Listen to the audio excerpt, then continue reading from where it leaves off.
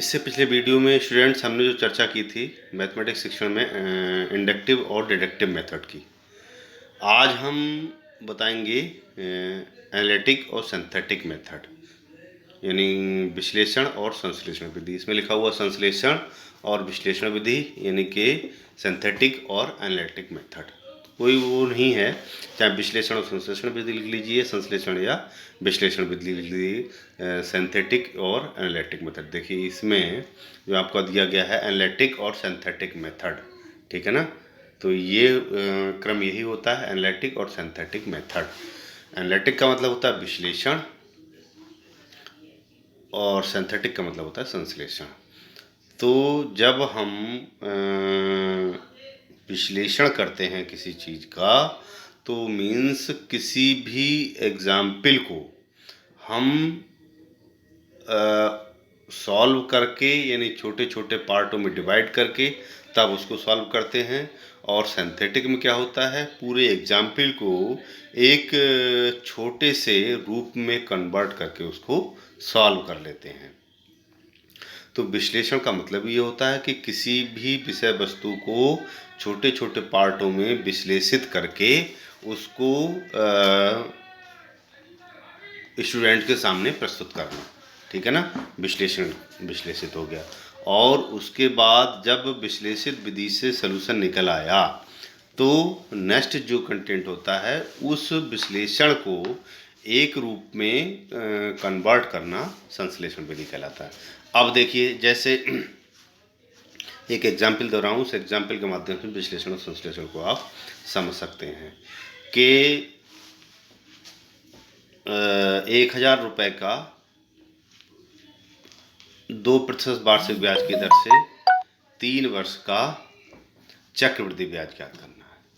तो विश्लेषण में हमें क्या करना है, विश्लेषण में तो इस चीज़ को हम छोटे छोटे पार्टों में डिवाइड कर लेंगे। चक्रवृद्धि ब्याज, जैसे साधारण ब्याज का सूत्र लगाएंगे, साधारण ब्याज की सूत्र लगा के पहले वर्ष का ब्याज निकालेंगे, पहले वर्ष का ब्याज निकाल के उसके मूलधन में जोड़ देंगे, वह हो जाएगा दूसरे वर्ष का मूलधन हो जाएगा। फिर दूसरे वर्ष का ब्याज अलग निकालेंगे, दूसरे वर्ष का ब्याज उसके मूलधन में जोड़ देंगे, ठीक है ना। तो वह उसका तीसरे वर्ष का मूलधन हो जाएगा।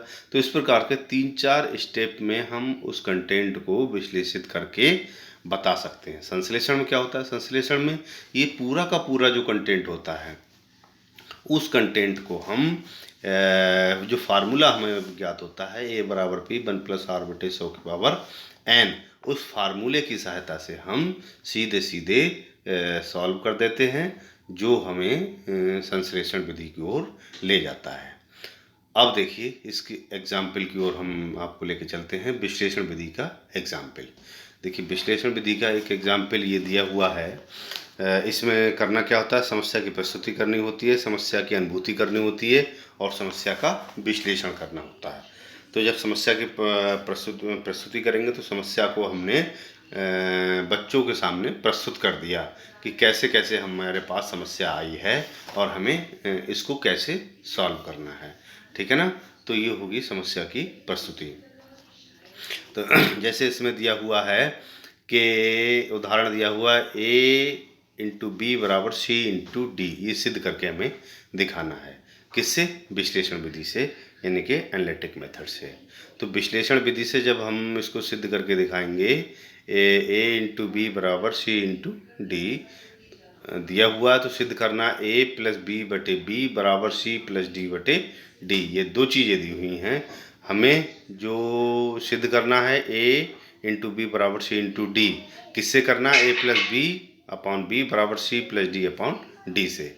विश्लेषण करिए, विश्लेषण में हमें जो सिद्ध करना था A/B = C/D, इसको छोड़ दीजिए, इसको लेके चलिए A+B/B = C+D/D, इसको लेके चलेंगे, अलग अलग इसको विश्लेषित कीजिए। A+B/B को पहले A/B + B/B equal to C+D/D है, तो C/D + D/D विश्लेषित कर रहे हैं हम इसको।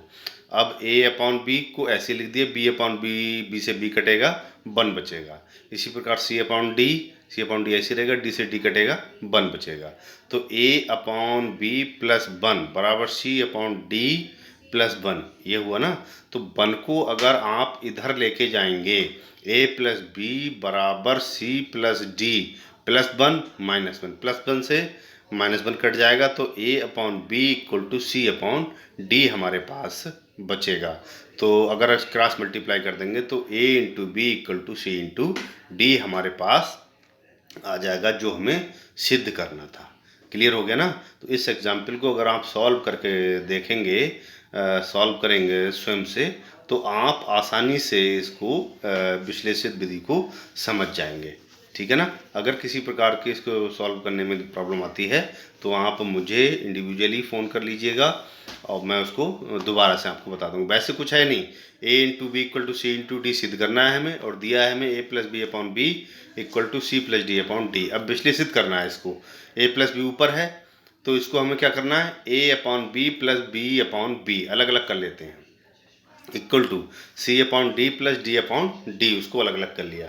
तो जब a अपॉन बी है उसको ऐसे लिख दिया, और b अपॉन बी, बी से b कट जाएगा, प्लस 1 हो गया, equal to C upon D plus D upon D, C upon D ऐसे ही रहेगा, और डी अपॉन डी आपका उससे कट जाएगा तो प्लस 1 हो गया। तो a अपॉन बी प्लस 1 और c अपॉन डी प्लस 1। अब 1 को इधर ले जाइए या 1 को इधर ले जाइए, तो a upon B equal to C upon D plus 1 minus 1, plus 1 से माइनस 1 कट जाएगा, तो ये बचा हमारे पास a plus B equal to C upon D. Cross multiply कर लेंगे, a dot B equal to C dot a dot D equal to C dot a dot D equal to b dot C, है ना। ठीक है ना। तो यही हमें सिद्ध करना था, a upon B equal to C upon D. अब ये आ जाता है कि विश्लेषण विधि के क्या गुण हैं और क्या इसके दोष हैं। तो इसके गुण और दोष देखिए, इसमें आपको दिए गए हैं, कैसे कैसे गुण और दोष को हमें सॉल्व करना, बताना है। ठीक है ना। तो अब आता है संश्लेषण विधि। तो संश्लेषण विधि में इसके जस्ट अपोजिट होता है। संश्लेषण विधि में क्या होता है कि कोई एग्जाम्पल हमें दिया हुआ होता है, और उस एग्जाम्पल की सहायता से हमें जो है छोटे छोटे पार्टों में नहीं, एक रूप में विभिन्न पार्टों को एक रूप में कन्वर्ट करके और उसको हमें सिद्ध करना होता है। तो जैसे वही example a dot B equal to C dot D सिद्ध करना है, तो सिद्ध क्या करना है, A C plus two B square upon B C equal to C square plus two B D upon C D. ठीक है ना। वही दिया हुआ है हमें a dot B equal to C dot D. तो सिद्ध करना है हमें कि क्या A C plus two B square upon B C equal to C square plus two B D upon C D. अब a upon B equal to C upon D हमें ज्ञात है। ठीक है ना। तो दोनों तरफ क्या करेंगे हम, टू बी प्लस सी का योग कर देंगे। देखिए, हमें जो अज्ञात होता है उसको तक जाने का प्रयास करते हैं, चाहे कुछ जोड़ें, चाहे कुछ घटाएं, चाहे किसी से गुणा करें। अब हम देखते हैं कि टू बी प्लस सी दोनों तरफ अगर जोड़ देते हैं तो a upon B plus two B upon C equal to C upon D plus two B upon C. ठीक है ना। जब हम इसको योग करके सॉल्व करेंगे, इसको देखिए, A upon B plus two B upon C equal to C upon D plus two B upon C. अब आप इसका एलसीएम ले लीजिए, एलसीएम हो गया बी सी, क्रॉस मल्टीप्लाई करिए, A C plus two B C upon B C, है ना। उसके बाद इधर हो गया सी डी, तो ये हो गया ए सी डी, इसका एलसीएम हो गया, तो C square plus two B D upon C D. तो हमें जो सिद्ध करके लाना था, A C plus two B square upon B C equal to C square plus two B D upon C D. तो ये हमारा कैलकुलेट होके आ गया, यानी कि प्रूफ होके आ गया। तो मीन्स हमें जो दिया हुआ था a dot B equal to C dot D, और सिद्ध करना था A C plus two B square upon B C equal to C square plus two B D upon C D. तो इसको आप हल करके देख लेंगे। तो ये आपका संश्लेषण विधि जो है कि किसी भी कंटेंट को, बहुत सारे कंटेंट को एक साथ इंक्लूड करके उनको सॉल्व कर लेना, और सॉल्व करके उसको लक्ष्य तक पहुंचा देना, यानी कि जो आंसर था उस तक पहुंचा देना। इसके मेरिट डिमेरिट आप सेल्फ देख लेंगे कि क्या इसके मेरिट हैं, क्या डिमेरिट हैं, है ना। और इसके माध्यम से आप इसको विश्लेषण और संश्लेषण विधि को हल कर लेंगे। अब जो नेक्स्ट विधियाँ आती हैं, चाहे हेयुरिस्टिक विधि हो, चाहे प्रयोगशाला विधि हो, चाहे परियोजना विधि हो, इन विधियों की चर्चा हम अगले वीडियो में आपसे करेंगे। तब तक के लिए घर पे रहिए, स्वस्थ रहिए और नियमित अध्ययन करते रहिए। धन्यवाद।